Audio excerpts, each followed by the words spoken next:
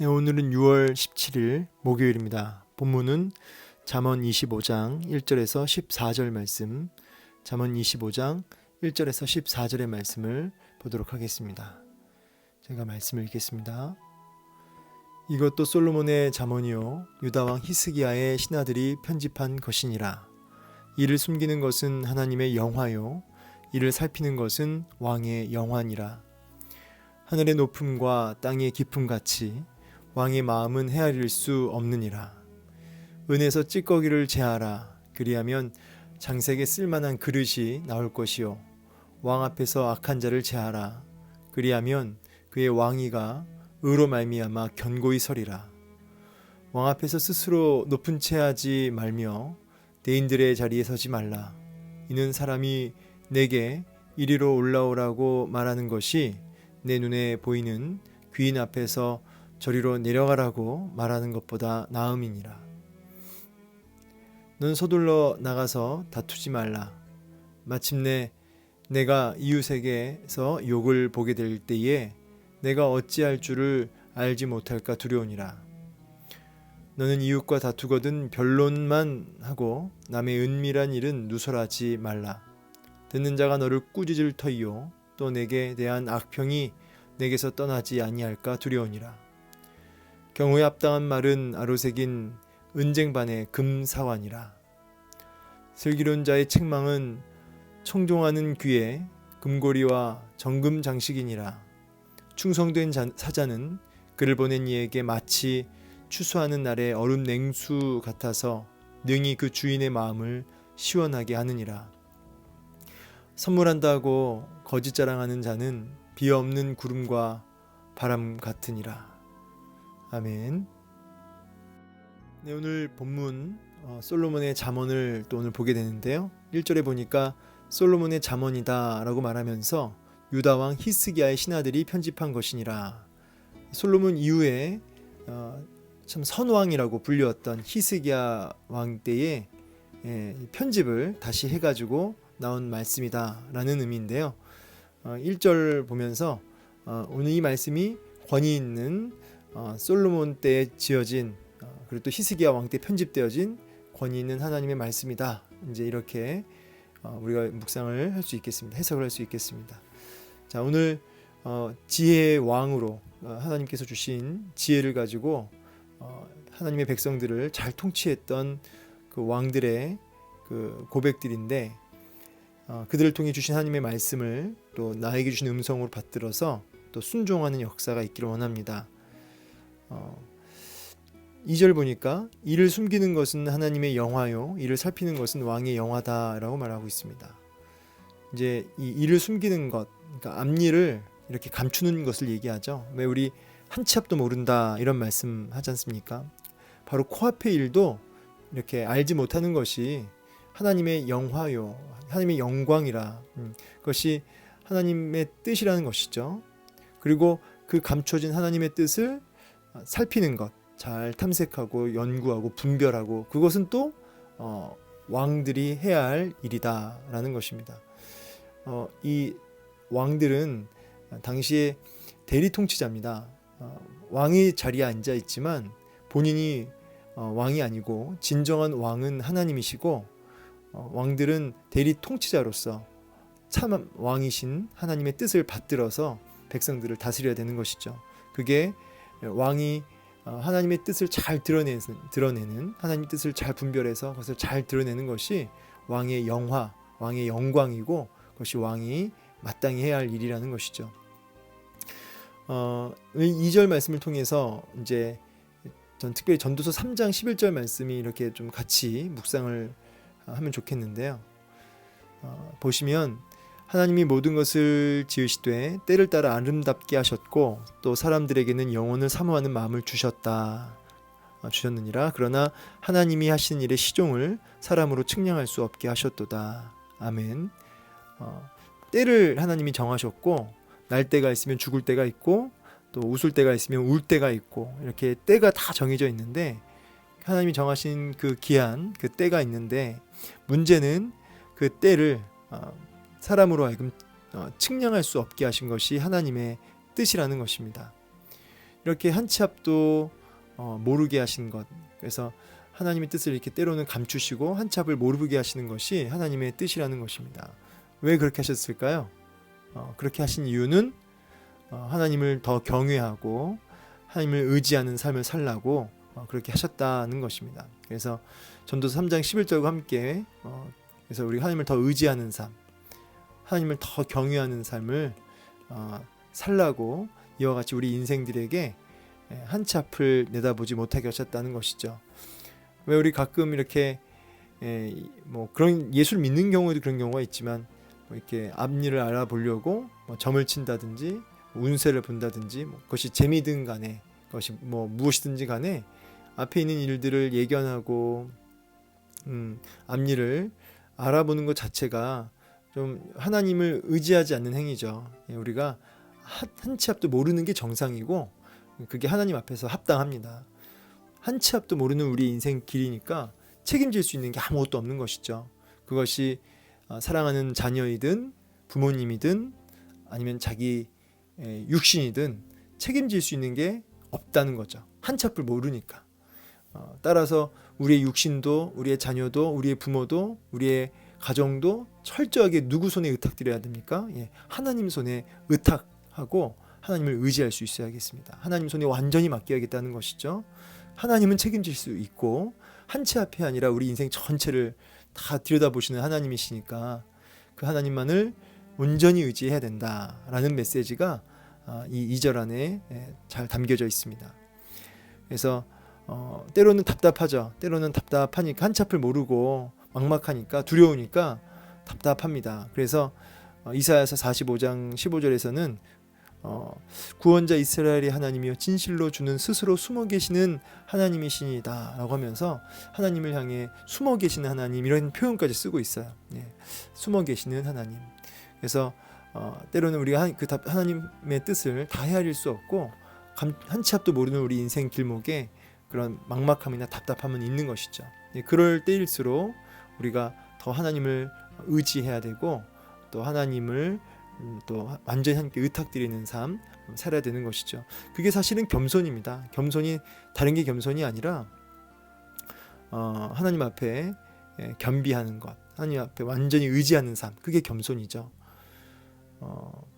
이제 6절에서부터 보면은 이제 겸손에 대한 이야기가 또 실제로 나옵니다. 왕 앞에서 스스로 높은 채 하지 말며 대인들의 자리에 서지 말라. 이제 이 말은 하나님이 세우신 권위자, 이제 왕이죠. 그 왕 앞에 높은 채 하지 말라. 이제 교만하게 행동하지 말라는 겁니다. 여기 대인들의 자리에 서지 말라는 얘기는 높은 사람들의 자리에 앉지 말라는 겁니다. 높은 높은 그 자리에 앉아 상석에 앉지 말라는 거죠. 오히려 이제 우리 상석에 앉다가 뒤로 물러나게 되면 굉장히 치욕스러운 상황이 벌어지니까 항상 겸손히 스스로 낮은 채 하고 스스로 이렇게 내려가 있으면 하나님이 높이신다라는 말씀이죠. 우리 누가복음 14장에서 주님의 그 비유랑 바로 직결되는 구절이죠. 14장 11절, 12절, 10절부터 보면 청함을 받을 때 차라리 가서 끝자리에 앉으라. 그러면 너를 청한 자가 와서 너더러 버치에 올라 앉으라 하리니 그때에 함께 앉은 모든 사람 앞에서 영광이 있으리라. 무릇 자기를 높이는 자는 낮아지고 자기를 낮추는 자는 높아지리라. 아멘.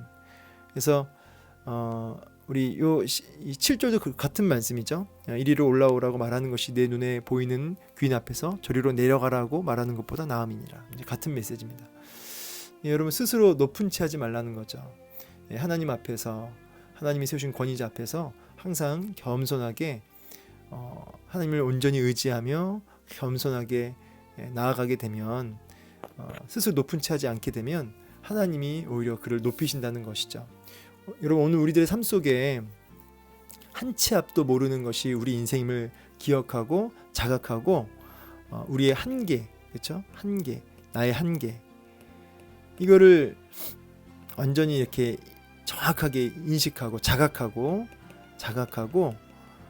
겸손하게 하나님을 의지하는 모습, 겸손하게 하나님의 뜻을 분별하고 순종하는 모습, 이런 모습들이 우리 안에 있어야겠습니다. 그리고 그렇게 그러한 겸비한 모습이 어떻게 사람들 앞에서 막 거만한 모습으로 나타날 수 있겠습니까? 이렇게 낮은 자의 모습으로, 겸손한 모습으로 그렇게 나아가게 되면 하나님이 그를 오히려 붙드시고 높이시고 세우시는 그런 일들이 일어난다는 것이죠.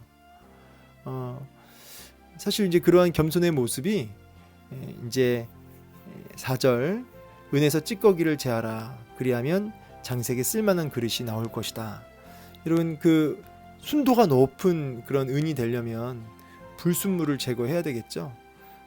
그게 왕 앞에서 악한 자를 제하라, 이런 악한 것, 악한 자, 뭐 간신들, 이런 의미죠. 그리고 6절 말하는 이제 교만들, 이런 이제 1차적으로는 뭐 이렇게 주위에 나쁜 간신들이나 또 교만한 사람들이나 그런 사람들을 이렇게 제하고 그런 사람들을 잘 이렇게 분별해서 제거할 때 쓸만한 그릇, 정말 온전한 그릇이 되어서 그 왕이 그 나라를 잘 다스리고 통치할 수 있다는 의미죠. 근데 이제 우리가 이제 그것을 묵상하고 이제 적용하려고 하면 우리 내면에 있는 이런 교만함, 우리 내면에 있는 이런 악함들, 하나님을 대적하는, 경외하지 않은 이런 악한 모습들을, 악한 부분, 그런 찌꺼기 같은 것들을 제하고 그것을 없앨 때 하나님 쓰실 만한 그런 하나님의 귀하게 쓰시는 그런 그릇이 되어진다. 이런 의미로 우리가 묵상하고 적용할 수 있겠습니다. 여러분, 우리 안에 이런 교만한 모습들, 또 하나님을 경외하지 않는, 또 우리 안에 이런 여러 가지 사악한 부분들이 있을 때 그런 찌꺼기 같은 것들을 하나님이 이제 이렇게 제하시잖아요. 제거하시는 작업을 하시는데, 이 제할 때 성도 안에 있는 이런 찌꺼기를 제거하실 때는 고난을 주세요. 고난이라는 걸 통해서 그런 찌꺼기들을 제거하시죠. 우리 안에 있는 찌꺼기를 제거하시기 위해서, 쓸만한 그릇 되게 하시기 위해서 이런 우리 안에 있는 이런 교만, 악한 그 모습들을 제거하시는 그 방법으로 고난을 주신다고 한다면, 우리 안에 있는 그런 교만의 모습들, 또 악한 모습들을 하나님 앞에 속히 회개하고 빨리 그 부분을 이렇게 척결하는, 죄악된 습관들, 반복으로 범하는 우리의 죄악들, 그런 것을 빨리 척결하는 그 부분이 고난에서 빨리 벗어나는 비결이다라고도 말씀드릴 수 있겠습니다. 자, 그러면서 이제 8절, 너는 서둘러 나가서 다투지 말라. 마침내 내가 이웃에게서 욕을 보게 될 때 너가 어찌할 줄을 이제 알지 못할까 두려우니라 하면서 이제 8절부터 이제 굉장히 신중하게 또 말하고 행동해야 될 것을 이제 얘기하고 있어요. 그런데 이제 그 부분을 이제 보기 전에 13절, 제가 정말 좋아하는 구절 중에 하나인데요. 충성된 사자는 그를 보낸 이에게 마치 추수하는 날의 얼음 냉수 같아서 능히 그 주인의 마음을 시원하게 하느니라. 이게 제가 기도하면서도 자주 붙들고 기도하는 말씀입니다. 결국은 여기 은에서 찌꺼기를 제하라 그리하면 쓸만한 그릇이 나온다는 말씀하고 연결해서 볼 때, 우리 안에 그런 교만과 그런 악함들, 죄악들을 끊어내고 척결하고 겸손함으로 한 찹도 모르는 우리 인생을 자각하고 하나님 의지하는 삶, 겸손한 삶, 또 주 앞에 충성된 신실한 어떤 모습으로 순종하며 나아갈 때, 여러분 그 추수하는 날 얼마나 이렇게 막 고됩니까? 막 열심히 일을 하고 있는데 막 갈증이 나고, 특별히 이제 이 팔레스타인 여기는 얼마나 더 덥습니까? 그런데 시원한 물 정도가 아니라 얼음 냉수 같이 그걸 이렇게 벌컥벌컥 들이킬 때 얼마나 그 마음 그게 시원하겠어요. 근데 그런 것처럼 충성된 종은 그렇게 겸손하고 신실한 충성된 그런 종은 왕에게 있어서, 그 주인에게 있어서 그렇게 시원하다. 참 마음을 시원하게 한다. 그는, 여러분, 우리가 하나님 마음에 이렇게 추수 때 얼음 냉수와 같이 하나님 아버지의 마음을 시원하게 할 수 있는 자녀가 되길 소망합니다. 여러분, 정말 그런 자녀에게 하나님께서 그를 귀하게 들어 쓰시고 쓸만한 그릇으로 하나님 쓰셔서 귀하게 쓰임받는 영광스러운 그런 모습 되지 않겠습니까? 그런 모습이 우리 안에 있기를 원해요. 이 일을 위해서 겸손해야 될 것, 또 우리 안에 있는 찌꺼기 같은 부분들을 제거하는 일에 우리가 오늘 결단할 수 있기를 소망합니다. 오늘 결단하세요. 지금 결단하세요. 반복적으로 범하는 죄악들, 교만들 오늘 제거하시고 척결하십시오. 그래서 신실한 그 충성된 사자의 모습으로 나아가 추수 때 얼음 냉서와 같은 그런 우리 모두 되기를 원합니다. 특별히 이렇게 하나님 앞에 겸손한 자들의 특징은 뭐냐면 말에 있어서 참 신중하거든요. 근데 겸손하지 못한 사람은 말이 어때요? 급합니다. 서둘러 나가서 다투지 말라. 이 말은 다투기 위해서 급히 나가지 말라. 이런 이제 직역을 하면, 그래서 말을 이제 막 급하게 나가서 겸손하지 못하니까, 교만하니까 막 말도 급하게 하고, 그래서 이제 그렇게 치욕스러운 욕을 당하게 되고 어떻게 말을 할 줄도 모르는 그런 상황이 오히려 벌어지는 아주 수치스러운 일을 당하게 될 것이다. 말 신중히 해라. 겸손하게 겸비하게 생각하고 신중하게 해라. 이렇게 얘기하시죠. 그리고 말을 할 때 남의 은밀한 일을 누설하지 말라. 그러니까 내가 변론할 것만 변론하면 되는데 자꾸 다른 사람을 끌어들여 와서 말을 하려고 한다는 거예요. 그렇게 남의 말을 이렇게 끌어들여 와서 남 이야기 하지 말라고 말씀하는 거죠. 그렇게 됐을 때 아주 그렇게 치욕스럽고 그런 어려움을 당하게 될 것이다 라고 하는 경고죠. 그래서 11절도 참 유명한 말씀인데, 경우에 합당한 말은 아로새긴 은쟁반의 금사과다. 상황에 딱 맞는 말 있죠. 상황에 딱 맞는 말. 그런 말은 은쟁반, 막 눈부시죠. 근데 그 눈부신 은쟁반에 금사과 얼마나 아름답습니까, 그죠? 이게 조형물이지만 은쟁반의 금사과라는 모습은 이게 너무나 아름답다, 너무나 가치가 높다라는 이야기예요. 경우에 합당한 말은 이렇게 너무나 가치 있고 보석과도 같다는 거죠. 경우에 꼭 합당한 말, 그 상황에 시기적절한 말, 이런 말을 할 수 있어야 된다.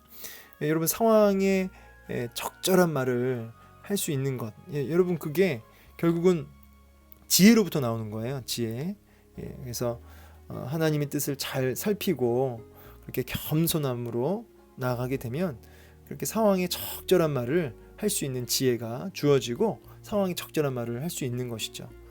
상황이 적절하지 않은 뜬금없는 소리들을 할 때 있죠. 그런 자가 되지 말라는 거죠. 슬기로운 자의 책망은 청종하는 귀의 금고리와 정금 장식이니라. 그래서 슬기로운 자의 책망, 특별히 하나님의 말씀, 하나님께서 우리에게 조언하실 때, 말씀하실 때 그것을 잘 듣는 것이 그 귀에 금고리 낀 것처럼 아름답다, 정금 장식이다, 복되다 라는 것이죠. 청종. 그러면서 14절, 선물한다고 거짓 자랑하는 자는 비 없는 구름과 바람 같으니라. 이거는 이제 팔레스타인은 비가 없는데, 많이 없는데, 강수량이 비가 올 것처럼 그러는데 비가 안 와요. 그러면 얼마나 이렇게 절망스럽고 참 허무합니까? 선물한다고 말해놓고 안 해요. 이런 건 다 헛된 거죠. 이제 이렇게 하나님의 뜻을 잘 분별하고 또 잘 청종하고, 그래서 시기적절한 말을 하는 이런 사람들은 너무나 추수 때 얼음 냉서와 같이 하나님 마음을 시원케 하며 사람들에게도 귀함을 존귀하게 여김받는 사람이 되지만, 급하게 말하고 또 남 이야기하고, 그렇죠? 이렇게 교만한 사람, 이런 사람은 이렇게 참 절망스럽고 허망한 인생이다라고 하는 말씀인 것입니다. 자, 말씀을 이제 마무리하겠습니다. 오늘 13절 말씀, 추수 때 얼음 냉수와 같은 아버지 마음을 시원케 하는 우리의 모습 되길 원하는데요. 그 모습 되기 위해서 우리 안에 있는 찌꺼기를 좀 잘 제하라. 찌꺼기를 제하라. 쓸만한 그릇으로 겸손하게 준비되라. 오늘 이 말씀. 그래서 오늘 내가 제해야 할 찌꺼기가 무엇인가? 오늘 여러분 혹시 이렇게 좀 높은 자리에 앉을 기회가 있다면 겸손하게 이렇게 먼저 낮아지시는 모습으로 스스로 높은 채 하지 않고 나아가면 하나님이 들어 쓰시고 세우시는 은혜들을 경험하게 될 줄로 믿습니다. 또 하나, 우리의 입술을 또 잘 지켜서 급하게 하지 말고 시기적절한 말을 오늘 또 말하여서 합당한 말을 하여서 그렇게 오늘 귀하게 하나님의 자녀로서 주의 뜻을 잘 드러낼 수 있는 저 여러분의 삶이 되어지기를 또한 간절히 소망합니다. 감사합니다.